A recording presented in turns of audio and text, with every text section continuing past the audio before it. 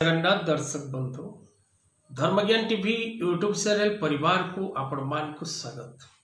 जो मित्र माने ए channel T को लाइक शेयर और सब्सक्राइब करि नांती से माने लाइक शेयर और सब्सक्राइब करबा को कदापि भूलंतु नहीं। दर्शक बंधु आज रे कार्यक्रम रे आमे आलोचना करिबा धनी होबार उपाय कोन रहिछि, धनी आपण हेबे किपरि, धनी होबा पई ज्योतिषीय उपाय कौन रही एवं धनी हवा पाई कौन रही मंत्र कौन उपाय कले आपण निश्चित भाव रे धनी हे पारिबे। कारण ज्योतिष शास्त्र रे धन लाभ करिबा पाई अनेक उपाय रही सहज एवं सरल। से उपाय को प्रयोग करिबा द्वारा आपण निश्चित भाव रे धनी हे पारिबे। दर्शक बंधु भाग्यम फलति सर्वत्रम न विद्या न पौरसम। भाग्यर फल प्रत्येक व्यक्ति को भोग करने को पड़ी था। आपण भाग्यर आशावादी रहिबा सहित कर्मर आशावादी होबाकू चेष्टा करंतु।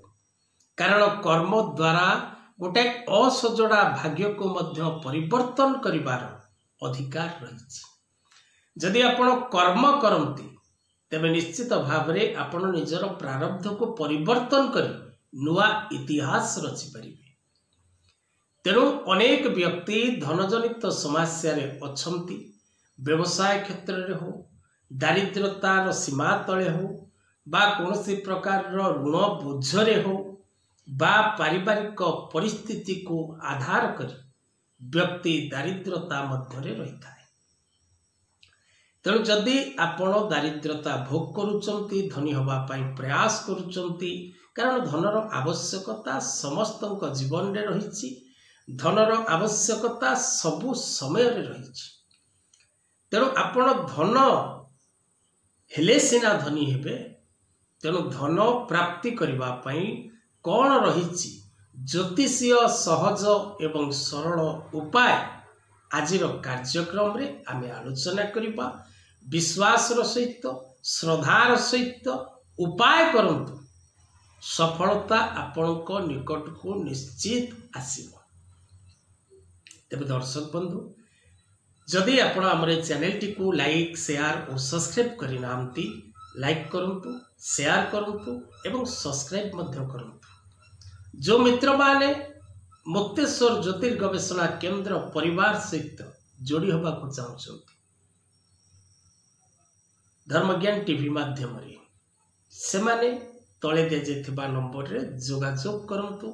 निजर ज्योतिषीय प्रश्न, वास्तुभित्तिक प्रश्न एवं धर्म संबंधी पूजापाठ संबंधी जदि कोनोसी क्वेश्चन आपण तार आंसर चाहछंती, जातक विचार पई आपण को चार्जेस देबा पड़िबो एवं वास्तु विजिट करबा पई बा वास्तु विषय रे कोनोसी विषय बुझबा पई आपण को चार्जेस लागिबोनी, किंतु वास्तु विजिट पाई आपण को चार्जेस देबा को पड़िबो।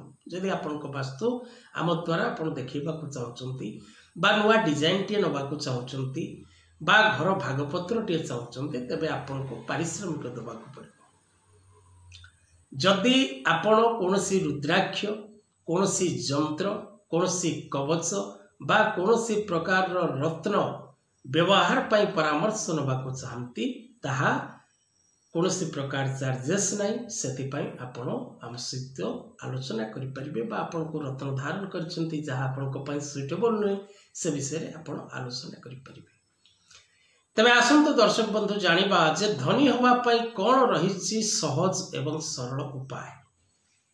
जो उपाय पाई हमको अधिक परिश्रम करबा को पड़िबनी एवं जो उपाय पाई हमको अधिक खर्चांत होबा को मध्य पड़िबनी। सहज और सरल उपाय आपण सकाळ उठिबा समय रे बा जतबळे आपण सेजरू उठुचंती प्रथम दुई हातर पापुली को चाहंतु एवं महालक्ष्मी को टिके चिंता करंतु। एथिरे केवल भक्ति एवं श्रद्धार आवश्यक। शुद्ध केसर पूजा दुकान रे बा कोनोसी भलो मेडिसिन शॉप रे, आयुर्वेदिक मेडिसिन शॉप रे भी केसर मिलुची।